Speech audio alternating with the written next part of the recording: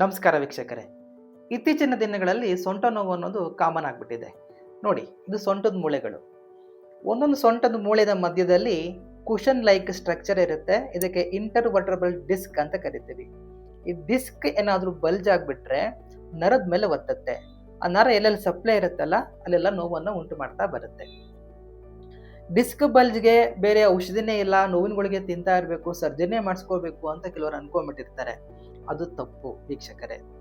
Interesting ವಿಷಯ ಏನು ಅಂತಂದರೆ, ಆಯುರ್ವೇದದ ಪಂಚಕರ್ಮ ಚಿಕಿತ್ಸೆ ಮುಖಾಂತರ ಈ ಡಿಸ್ಕ್ ಬಲ್ಜನ್ನು ನಾವು ಕಂಪ್ಲೀಟಾಗಿ ಗುಣ ಮಾಡಬಹುದು. ಇದು ಸಾಧ್ಯ.